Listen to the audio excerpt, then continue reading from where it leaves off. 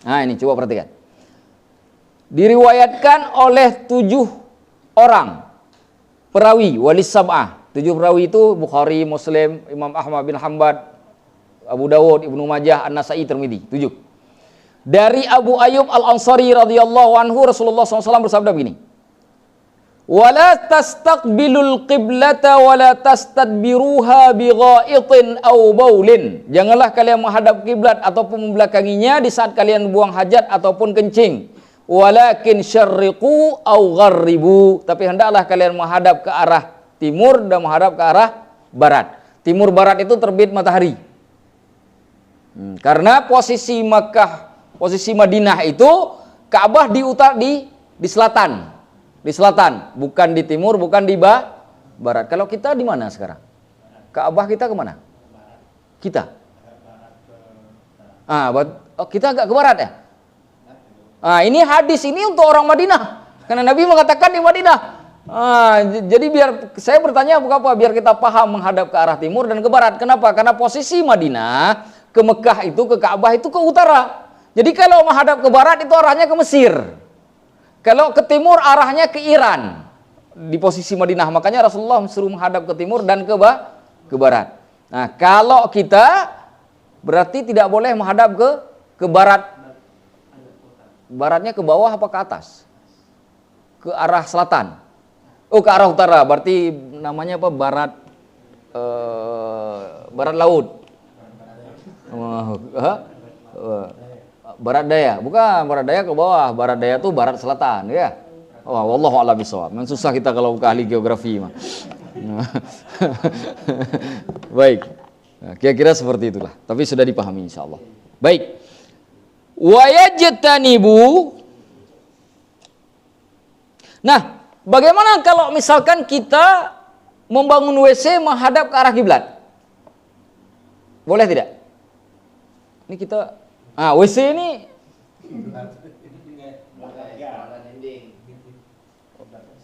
ya kiblatnya agak miring. Ini lurus. Cuma kita kalau sholat mah agak sedikit pipi kita ke sana. Ya. Nah, bagaimana kalau kita bangun WC menghadap kiblat atau membelakanginya? Boleh membangun WC dengan arah kencing dan arah buang hajat menghadap kiblat. Ataupun membelakanginya dengan sebab adanya dinding penghalang. Jadi kalau ada dinding penghalang, jadi ada riwayat begini. Satu waktu ada seorang sahabat melihat Ibnu Umar berada di dalam perjalanan. Onta yang dinaiki beliau itu lagi menghadap ke arah kiblat. Lalu beliau turun dari onta, kencing di belakang ontanya. Ditanya sama beliau, kenapa engkau menghadap ke arah kiblat? Nggak apa-apa, ada penghalang. Ontanya itu jadi penghalang. Kalau kita di belakang Supra.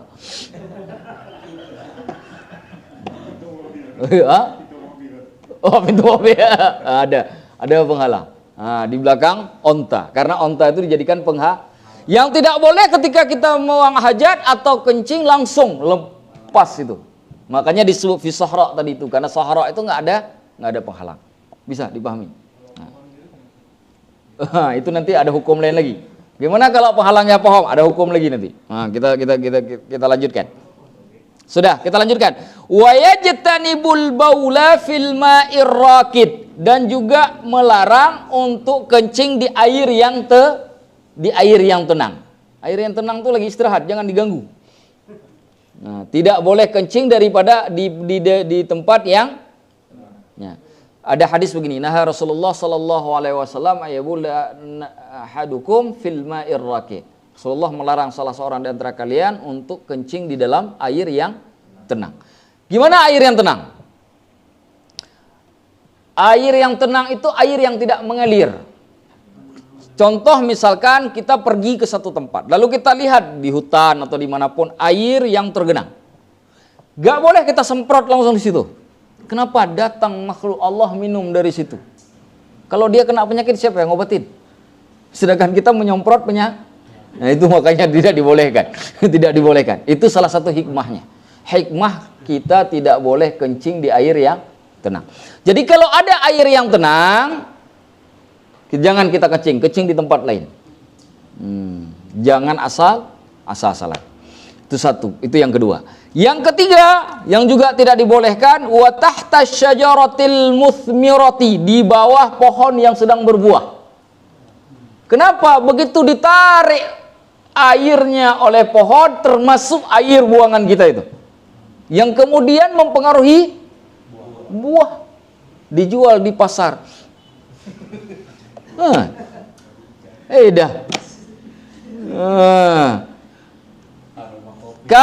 Pohonnya tidak berbuah, tidak apa-apa, karena dia hanya menyerap ke batang, belum menyerap ke buah-buahan. Jadi kalau sudah lihat, oh ini sudah keluar putihnya, jauh tuh, jangan dekat-dekat dengan pohon itu. Jangan kita buang hajat. Ini kalau misalkan yang suka gathering, yang naik gunung, yang ke hutan, nah perhatikan nih. Sudah. Yang ketiga berapa tadi? Yang ketiga. Yang keempat, wafit tarik, di jalan. Di jalan ini jalan yang dilalui oleh manusia. Seperti ini nih.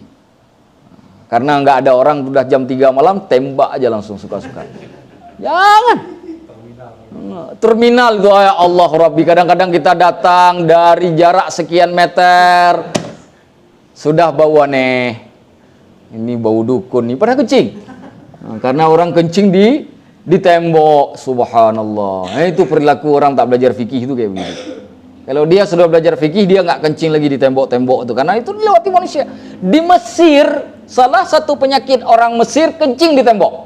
Nggak ada tembok yang tak mau kencing di Mesir. Makanya kalau kalian pergi ke Mesir, hati-hati kalau bersandar di dinding.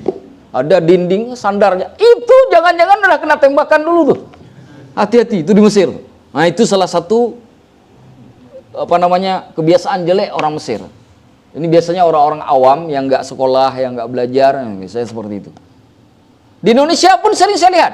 Pernah saya naik taksi, tiba-tiba taksinya berhenti, turun taksinya nembak di tembok, saya di dalam. Ini gimana saya kasih duit? Takut kena tangan saya. Tembak aja langsung, nggak bawa air kuah, nggak bawa apa-apa. La haula wala quwata illa billah. Supir taksi mau diturun, argunya sudah jalan. Itu ada maku tertawa. Maka hati-hati. Sedia payung sebelum hujan. Jangan begitu sudah hujan baru nanya hukum, Ustaz di mana beli payung? Mana saya tahu. Jadi sedia payung sebelum hujan. Di jalan yang dilalui manusia. Ingat, perhatikan. Kalau ada tempat yang dilalui, termasuk di dalam kebun, perkebunan, itu kan ada jalan setapak itu yang dibikin biasanya untuk orang jalan. Jangan kencing di situ. Orang lewat di situ. Ataupun misalkan naik gunung tuh ada tempat yang orang sering lewat. Jangan asal nembak aja situ, pergi jauh dikit. Yang tidak dilalui oleh jalan setapak. Jangan kencing di situ, apalagi sampai buang hajat di situ. Sudah. Yang selanjutnya, waqdil, di tempat perteduhan. Kalau ada tempat perteduhan seperti pos Siskamling, jangan kencing di situ. Pernah nggak ke pos Siskamling baunya aneh? Baunya aneh, nggak belajar fikih. Kalau dia belajar fikih, dia nggak kencing lagi di pos Siskamling karena itu tempat teduh. Contoh lagi kalau di Indonesia apa? Halte. Gazebo itu apa? Gazebo. Atau halte. Saya pernah di halte, akhirnya udah ini baunya, akhirnya berdiri aja begini, nggak berani duduk, takut tempat duduk tuh kena air kencing, karena baunya. Walaupun karena gini, kencing itu semakin turun hujan, kalau dia belum habis baunya masih menyengat, kecuali dia sudah basah kena air hujan habis baru dia hilang baunya. Nah itu menyengat. Jangan di tempat berteduh tuh jangan sekali-sekali bersentuhan gitu, cari tempat lain. Yang terakhir ini yang paling parah, wathukbi, lobang, pantang ngelihat lobang di dalam tanah itu langsung sembur dia udah. Jangan. Satu-satunya lobang yang boleh kita sembur itu lobang WC. Lobang tanah jangan. Kenapa? Kita tidak tahu, mungkin ada semut yang sedang melakukan pesta pernikahan. Tiba-tiba kesebut. Ya kan? Dia lagi makan, lagi pesta, mau makan rendangnya basah dengan kencing kita. La haula wala, kata yang sedang akad nikah, salah apa aku dulu, bapak aku dulu sampai ada yang nyembur begini. Padahal bukan salah dia, emang salah orangnya. Nah, jangan. Kita nggak tahu ada makhluk Allah sedang bersembunyi di situ, akhirnya kena racun yang kita semburkan. Udah, jangan. Jadi yang pertama, tidak boleh menghadap kiblat kalau kita kencing atau buang hajat ataupun membelakanginya. Yang kedua, tidak boleh kencing atau buang hajat di air yang tidak mengalir atau air yang tenang. Yang ketiga, tidak boleh kita buang hajat atau kencing di bawah pohon yang berbuah. Walaupun berbuahnya itu baru keluar putiknya. Karena itu cikal bakal untuk buah. Sudah 3. Yang keempat, tidak boleh buang kencing atau buang hajat di jalan yang dilalui oleh manusia. Yang kelima, tidak boleh buang air kencing atau juga buang hajat di tempat perteduhan. Ya, di tempat perteduhan. Yang terakhir, tidak boleh buang di dalam lubang. Nah, ada hadis Rasulullah SAW. Ini lihat kalimatnya.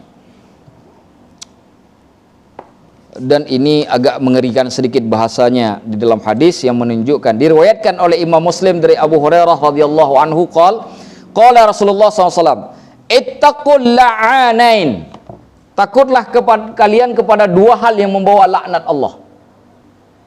Takutlah 2 hal yang membawa laknat Allah. Alladhi yatakhalla fi tariqin nas aw dhillihim, yaitu orang yang buang hajat di jalan manusia ataupun di tempat pertuduhannya manusia. Itu dilaknat oleh Allah. Hati itu. Maka coba bayangkan, kalau ada orang yang tahu hadis ini, pasti nggak ada lagi yang kencing di halte. Nggak ada lagi orang yang kencing di jalan. Kalau dia tahu begini. Nah. Sudah. Mana lagi? Ada hadis lagi. Dalam riwayat Abu Daud ada tambahan kalimat wal mawarid. Al mawarid ini tempat di mana orang-orang mengambil air minum atau mengambil wudhu, seperti apa misalkan kolam. Tiba-tiba datang kita kencing dalam kolam itu, orang bisa saja ngambil air wudhu di situ. Itu dilaknat oleh Allah. Itu dalam tambahan riwayat Abu Daud. Nah, yang paling harus dipahami teman-teman semuanya terkait dengan hal ini, ada hadis Rasulullah SAW yang agak sedikit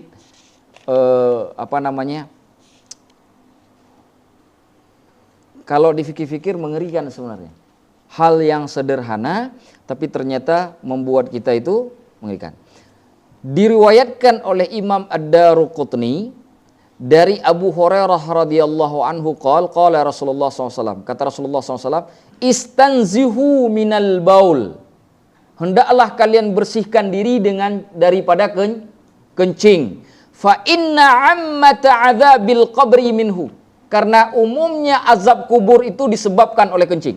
Di dalam riwayat Imam Al-Hakim dalam kitab Al-Mustadrak, hadisnya sahih sanadnya, kalimatnya aktsaru adzabil qabri minal baul, kebanyakan azab kubur itu berasal dari kencing. Makanya teman-teman coba lihat, ini habis ini semua kamar mandi nanti cium, buka celana dalam, cium, bau pesing nggak?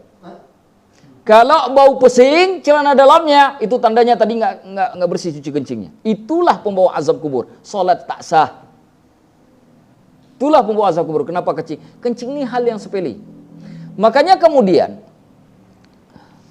di antara salah satu sunnah Rasulullah Sallallahu Alaihi Wasallam ketika kencing itu diurut bagian hasyafahnya itu, bagian ujung dari kemaluan kita diurut sedikit pelan-pelan sebanyak 3 kali. Supaya apa? Habis semua air yang masih ada di dalam saluran kencing itu. Cuma itu teknis. Boleh dengan cara yang lain. Cara yang lain dengan cara berdehem. Berdehem gitu kan? Langsung dia keluar. Atau dengan cara naik turun. Tadi duduk, naik, turun lagi. Naik, turun lagi. Lepas. Kalau air kencing, kita kadang-kadang udah selesai kencing, kita pikir kencing itu sudah habis, padahal belum habis karena masih ada di dalam saluran itu. Kencing sudah habis di kantong kemih ya, tempat penyimpanannya apa? Kantong kemih. Di kantong kemihnya sudah habis, tapi di saluran pembuangannya masih ada tetesan-tetesan. Itulah yang membuat celana dalam kita itu bau.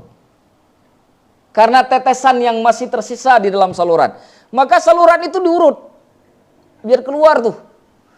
Yang kedua, mencuci kencing jangan cuci bagian luarnya saja, dalamannya yang lubangnya itu juga dicuci. Dibuka, dicuci. Karena di situ di bagian yang tertutup itu kalau kita buka basah, itulah kencing yang tersisa itu. Basah, dicuci dengan air. Maka kalau cuci kencing, jangan cuci kencing itu bagian luar. Dibuka bagian tempat keluar airnya itu, air kencingnya, itu bagian dalamnya itu dicuci. Nah, jangan pegang pakai tangan kanan, karena ada hadis Rasulullah melarang kita menggunakan tangan kanan. Gunakan tangan kiri. Cara mencucinya. Ingat, kebanyakan azab kubur itu karena kencing. Karena kencing. Nah, caranya teman-teman nih, kalau yang suka netes-netes, bawa celana dalam tambahan. Bawa kain sarung setiap pergi kemanapun. Nah, bawa celana dalam, bawa kain sarung. Kalau mau sholat, sebelum sholat masuk dulu ke WC. Masuk ke dalam WC, buka celana dalamnya. Cara ngeceknya gampang, cium aja. Karena pasti bau. Kecuali masih bayi. Kalau orang basah pasti bau, apalagi di Indonesia. Ketumbar, kunyit, pasti bau itu air kencing. Kebuli. Apalagi kebuli itu. Itu baunya macam belum kencing setahun itu udah. Pasti bau, cium aja. Kalau bau pesing, tukar langsung celana dalamnya, cuci bagian itu dengan bersih, pakai celana dalam baru. Kalau dikhawatirkan juga netes ke celana, pakai kain sarung. Kalau enggak, ngasah sholatnya. Dan itulah azab kuburnya itu. Banyak orang dicambuk oleh para malaikat, itu karena kencing. Hati-hati dengan masalah kencing. Jangan diremehkan. Saya pahami ya. Kalau buang hajat, kalau dia sudah habis keluar, selama kita sudah bersih, biasanya dia tidak netes. Kalau hajat. Tapi kalau air kencing dimungkinkan netes karena dia cair sekali.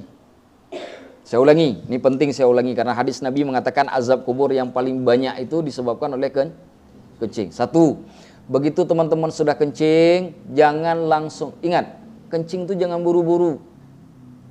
Ambil waktu secukupnya kencing. Jangan pakai target 5 detik, jangan. Kalau butuh 15 detik, 15 detik. Jangan ditarget. Setelah kencing sudah habis, jangan langsung dicuci. Perhatikan, karena di saluran air, di saluran kencing itu masih ada air kencingnya. Diurut, biar keluar. Atau bisa juga ditekan dengan cara pernafasan. Boleh juga dengan naik turun. Apa saja teknik terserah. Yang penting semuanya keluar. Bisa juga ditekan. Ditekan sebentar, baru dilepas. Dia keluar lagi tuh.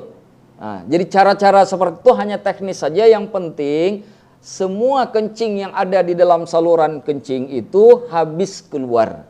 Karena itulah yang menetes. Itu yang pertama. Yang kedua, ketika kita mencuci, jangan cuci bagian luarnya saja, bagian dalamnya tidak dicuci. Dibuka lubang tempat kencing yang di bagian ujungnya, dicuci itu bagian itu pakai jari dari tangan kiri, dicuci dengan bersih. Semua dibersihkan. Karena kalau kita buka, di situ biasanya ada cairan. Nah, cairan itu cairan kencing itu. Disuci. Ada 3 jenis cairan yang dia bagian dari najis, yang keluar dari, kemaluan. Semuanya ada 4. Yang 3 najis, yang 1 bukan. Kencing, madhi, wadi, mani. Saya ulangi. Kencing, madhi, wadi, mani. Saya tulis. Biar tahu apa aja cairan yang keluar. Sini aja ya.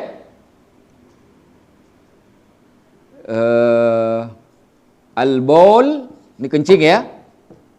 Al-baul, yang kedua al-madhi,